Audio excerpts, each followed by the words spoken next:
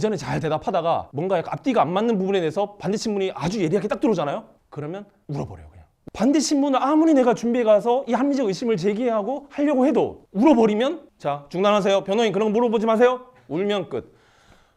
유죄 선고.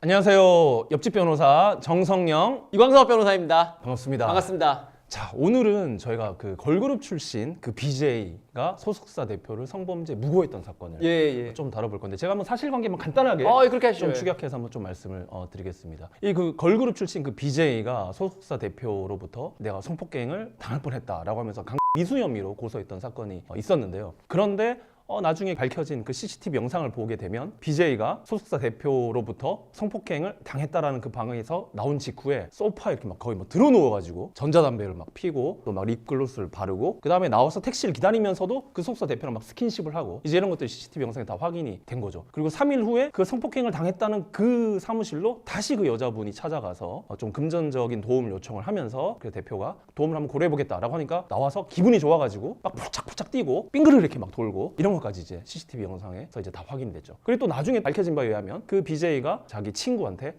내가 이 성범죄 합의금으로 3억을 요구할 거다라고 이렇게 뭐 문자를 보낸 것도 지금 확인이 됐고 그래서 결국에는 강미수로 고소를 했다가 오히려 무고로 무고라는 거는 범죄를 실제로 저지르지 않았다는 걸 알면서도 피해자가 거짓으로 이 사람을 형사처벌해달라고 고소하는 걸 이제 무고라고 하는데요. 그래서 성범죄 무고 혐의로 그 여자분이 기소가 됐고 검찰은 이제 1년 구형을 했는데 판사가 대단히 이례적으로 검사 구형량보다 높은 1년 6개월의 실형을 선고하고 법정 구속하고 지금 청주 여자교도소에 수감 중인 걸로 알려져 있는 바로 그런 사건이죠. 예, 맞습니다. 그동안에 사실 이 성범죄 사건과 관련해서 참 저희가 변호사도 할 말이 많은데 우리에게 엄청 헌법상 많죠. 보면은 무죄 추정 원칙이라는 게 있잖아요. 예. 그런데 유독 이 성범죄 사건에 대해서만 지난 한 몇 년간 사실상 거의 유죄 추정주의로 이렇게 재판이 진행이 돼 왔다는 거죠. 예, 거기서 맞습니다. 좀 한번 좀 말씀. 예, 우리 성범죄 사건에서 무죄를 받는 분들의 특징을 비교해 보면 그 여성의 진술을 탄핵할 수 있는 CCTV라든가 녹음 파일이라든가 이런 거를 제시를 해서 무죄를 받아가는 분들이 되게 많습니다. 반대로 얘기하면 그런 직접적인 증거가 없으신 분들은 무죄를 못 받는다는 얘기거든요. 이게 저희 변호사들이 봤을 때는 무죄 추정의 원칙이 성범죄 사건에서만 유독 적용되지 않는다고 저희들이 판단할 수밖에 없다는 겁니다. 그러니까 내가 CCTV가 없다 하더라도 CCTV가 있었던 경우에 비추어 봤을 때 그 CCTV가 찍혔을 법한 변론이 들어갔을 때 그것이 진실일 가능성이 5%, 10%라도 있다면 무죄로 판단해야 된다는 것이 무죄 추정의 원칙인데 그렇죠. 오히려 이게 거꾸로 돼서 없는 사람은 유죄를 받고 있는 사람은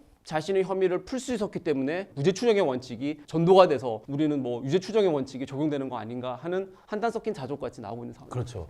이 형사 재판에서 이 범죄 혐의에 대한 입증 책임은 검사에게 있습니다. 검사가 이 사람이 유죄라는 것을 합리적 의심을 배제할 정도로 증명해야만 바로 유죄가 성립이 되는 것인데요. 근데 유독 성범죄에 대해서만 반대로 일단 유죄로 추정을 해놓고 피고인 네가 무죄를 입증해봐. 지금 이렇게 이제 진행이 돼 왔던 거죠. 그래서 사실은 이게 말씀하셨듯이 뭐 녹음 파일이나 CCTV 영상 같은 이런 객관적인 증거가 사실 있어야만 이게 입증이 가능한데 그게 없는 사람은 실제로 자기가 성범죄를 저지르지 않았음에도 불구하고 무죄 입증에 실패했기 때문에 유죄로 인정이 되고 또 굉장히 억울함에도 불구하고 또 유죄를 함부로 못 다툴 때도 많아요. 왜냐하면 범행을 부인하고 반성하지 않는다 이러면서 중형을 선고해보는 경우가 굉장히 많단 말이에요. 그래서 나는 진짜 억울하고 무죄를 다투고 싶은데 녹음 파일이나 CCTV 영상이 없어요. 그러면은 생각을 해야 되는 거예요. 내가 정말 억울한데 무죄를 다툴 것인가 아니면 내가 무죄 다퉜다가 괜히 재판장한테 찍혀가지고 소위 말해 괘씸죄 중형이 선고될 것을 두려워해서 울며 겨자 먹기 식으로 유죄를 인정하고 피해자에게 거액의 합의금을 주고 합의하는 이런 일들이 지난 몇 년간 수없이 반복되어 왔던 게 사실입니다. 예, 맞습니다. 네.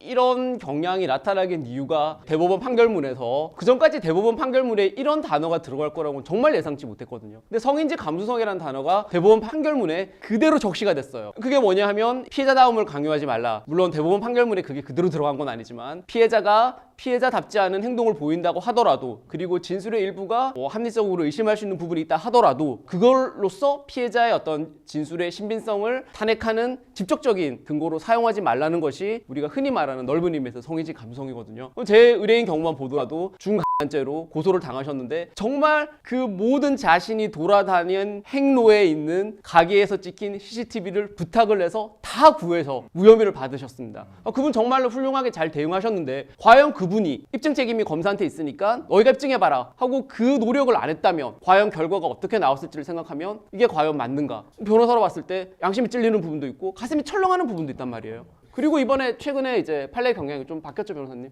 예. 그 얘기 하기 전에 네. 물론 그 성범죄라는 것이 사실 당사자 사이에서만 어떤 은밀한 공간에서 은밀하게 이루어지는 것이기 때문에 물론 피해자의 진술이 유력한 증거가 될 수밖에 없고 또 정말 실제로 성범죄를 어떤 당한 그런 피해자의 경우에는 그게 또 아주 중요한 증거로 다뤄져야만 합니다. 그런데 아닌 경우도 있을 수가 있거든요. 그래서 이게 오로지 피해자의 일관된 진술만으로 유죄를 인정하는 것에 대해서는 굉장히 신중할 필요가 있고 그 사건 전후의 정황 증거를 면밀히 살펴서 이게 정말 피해자의 이 진술이 진짜 실제 사실일까? 실체적 진실에 부합하는 것일까를 사실은 이걸 재판부가 신중하게 판단을 해야 억울한 피해자가 나오지 않는 거예요. 그런데 아까 우리 이 변호사님 말씀하신 것처럼 2018년 4월에 이제 처음 나왔던 바로 이 성인지 감수성 판결 이후부터 법원에서 피해자 일관된 진술만 있으면 피고인이 그거를 무죄를 입증하지 못하는 한 유죄를 선고해버리는 참 이런 안타까운 일들이 반복되어 왔었고요. 사실 거기에 대해서는 이 법조인들 사이에서는 남녀를 불문하고 거센 비판이 있어 왔습니다. 거기에 대해서 최근에 천대엽 대법관이 주심 대법관으로서 내린 판결에서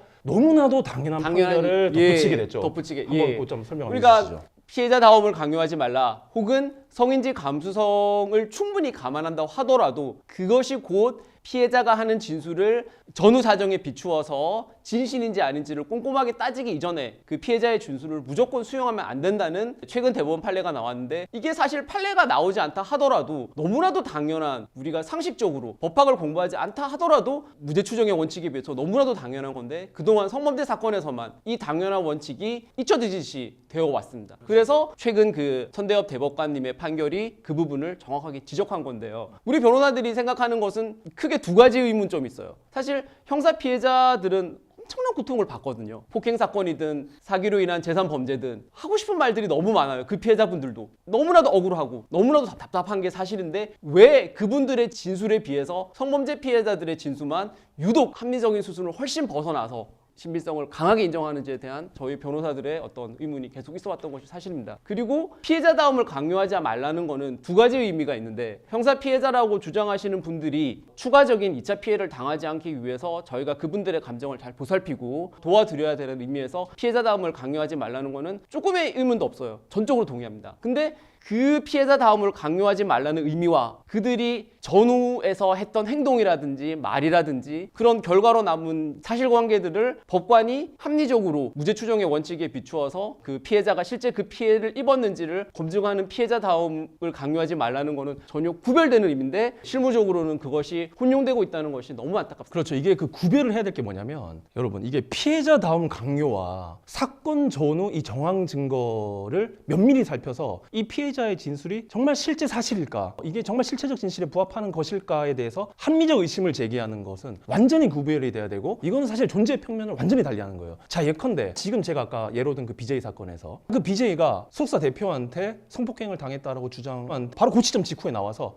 기분이 좋아서 막 펄짝펄짝 뛰고 막 빙그르르 이렇게 막 돌아요. 자 그럼 그 행동을 놓고 이거를 피해자담을 강요하지 말라 뭐 이런 사람들 뭐라 하냐면 쉽게 얘기하면 이거예요. 얘가 성폭행 당하고 나왔다고 해서 너는 펄짝펄짝 뛰어서도 안 되고 빙그르르 돌아서도 안 돼. 그거 강요하지 마. 막 이러는 거예요. 근데 여러분 그거하고 아니 정말 이 사람이 방 안에서 성폭행을 당한 게 맞을까? 성폭행을 당하고 나왔다면 저렇게 기분이 좋아서 펄짝펄짝 뛰고 빙그르르 돌 수 있을까? 그러니까 이 사건 전후 정황 증거에 대해서 합리적 의심을 제기하는 것과는 완전히 다른 얘기입니다. 그러니까 이 성범죄 사건에서는 제가 거듭 말씀드렸지만 정말 이 사건 전후의 정황 증거를 면밀히 살펴서 합리적 의심을 배제할 정도로 이 피해자의 진술의 어떤 신빙성을 이제 따져봐야 되는 것이거든요. 근데 이거를 피해자담 강요라는 미명하에 이런 합리적 의심을 제기하는 것 자체를 원천 봉쇄를 그동안 해왔던 거죠. 그래서 피고인으로 하여금 또는 피고인의 변호인으로 하여금 이 공소 사실이 정말 합리적 의심을 배제할 정도의 증명에 이르렀는지에 대해서 의문을 제기하는 곳조차 막아버리고 유죄로 추정하고 유죄를 선고했던 얘가 너무나도 지난 6년간 많았던 겁니다. 예. 바로 여기에 문제가 있는 거예요. 예. 정확하게 지적하셨습니다. 그러니까 사람은 다양할 수 있다는 걸 저희 변호사도 100번 인정을 합니다. 그렇기 때문에 어떤 사람이 특이한 성향을 보였다 하더라도 저희가 그것을 비난하거나 그것을 가지고 그 사람을 공격을 해서는 안 된다고 전적으로 동의합니다. 하지만 그것과 실체적 진실을 가리기 위해서 일반적으로 많은 사람들이 하는 행동에 비추어서 그 사람의 행동이 이상하다고 지적하는 것은 무죄 추적의 원칙에 비추어서 봤을 때 너무나도 당연한 피고인과 변호인이 해야 되는 일입니다. 근데 그것조차도 피해자다움을 강요하지 말라는 이유로 제안을 받아왔던 것이 사실이거든요. 그 부분에 대해서는 좀 인식의 전환이 필요하지 않을까 하는 생각이 그리고 듭니다. 또 한 가지 그 지적을 안 할 수가 없는 게 그 이른바 성인지 감수성 그 대법원 판결 이후에 그 각급 법원에서 내린 성범죄 유죄 취지의 판정에서 자주 등장하는 그 단골 표현이 있어요. 이게 뭐냐면 성범죄 피해자가 달리 피고인을 무고할 이유도 찾아보기 어렵고라는 바로 이 표현이에요. 자, 그런데 여러분 이거 제가 조금 심하게 표현하면 정말 공부만 한 판사들이 정말 뭣도 모르고 순진하게 내린 판결이에요. 왜 무고할 이유가 없습니까? 이번 예에서 보듯이 나는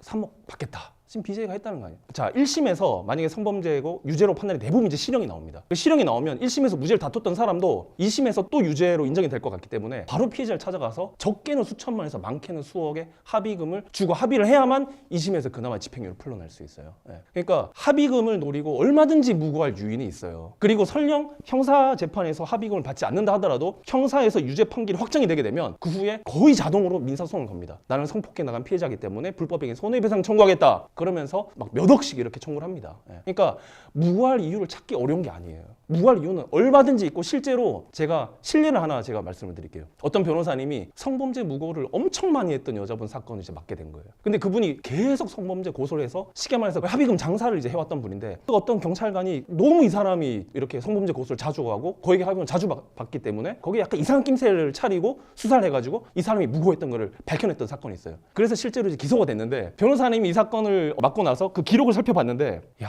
내가 이 사람이랑 따로 사무실에서 만나면 안 되겠다.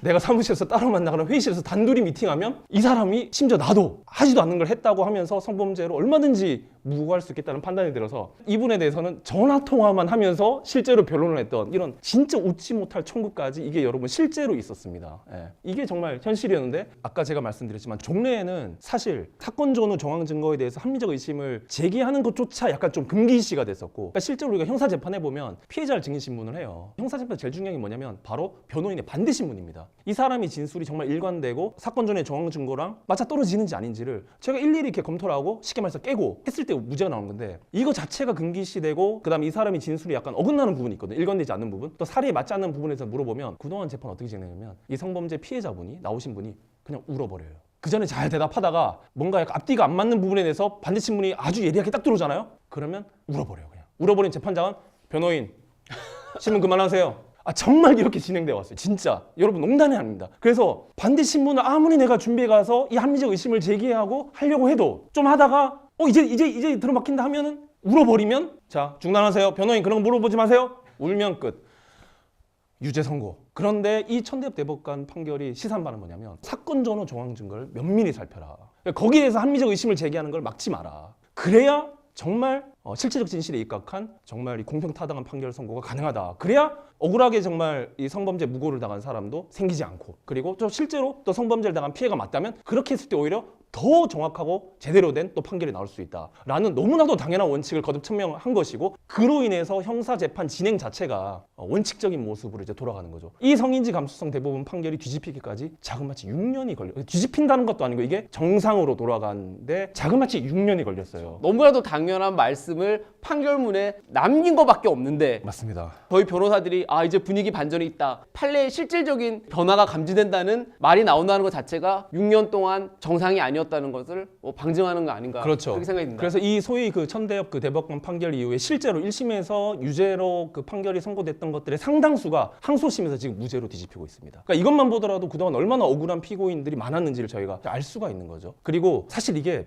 남녀의 문제는 아니에요. 왜냐하면 성범죄 사건에서 꼭 여자만 피해자가 있는 게 아니에요. 남자 피해자도 드물지만 실제로 있습니다, 여러분. 이게 왜 위험하냐면 이렇게 억울하게 성범죄로 이렇게 무고를 당해서 성범죄 유죄로 판결을 받는 그 피고인이 경우에 따라서 내 부모님이 될 수도 있고 내 자녀가 될 수도 있고 내 형제 자매, 내 가장 가까운 친구, 지인이 또는 심지어는 언젠가는 그게 나 자신이 될 수 있는 거예요, 여러분. 남녀를 떠나서. 그래서 이 형사사법 역사가 우리가 10명의 범인을 놓쳐도 한 명의 억울한 피고인이 나오지 않게 하자 이렇게 발전을 해왔던 거예요. 그래서 이게 이제 저는 정상으로 돌아왔다 생각을 하고, 물론 그렇다고 해서 우리가 지금 성범죄 무고를 당한 그 피고인만 저희가 옹호를 하는 건 아니에요. 실제로 성범죄 피해를 당한 여성들은 당연히 보호를 받아야 되고 그 범죄를 저지른 사람은 응당한 처벌 받아야 됩니다. 그리고 그 손해배상도 충분히 이루어져야 합니다. 다만 동시에 억울하게 이렇게 성범죄로 무고로 당해서 내가 무죄를 입증하지 못하면 유죄가 선고되는 이런 불합리함은 없어져야 되는 거죠. 이거는 이 형사법의 기본적인 원리로 돌아가서 무죄 추정주의 하에 이 사건 전후의 정황을 면밀히 살펴서 이 피해자의 진술이 정말 신빙성이 있는 것인가를 면밀히 살폈을 때 그때 정말 정의가 바로 설 수 있고, 그때 실제로 그 피해자의 손해도 전보가 되고 가해자도 응당한 처벌을 받을 수 있는 것이고요. 또 혹시 무고를 당해서 억울하게 기소된 피고인이 있다면 그 사람의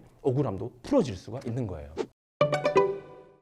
옆집 변호사는 억울하게 성범죄로 무고를 당하여 처벌받는 피고인이 사라지는 그날까지, 그리고 실제로 성범죄를 당한 피해자에 대해서는 가해자가 응분의 처벌을 받고 또 충분한 손해의 전보가 이루어질 수 있도록 함께 하겠습니다. 오늘 영상 유익하셨다면 구독, 좋아요, 알림 부탁드립니다.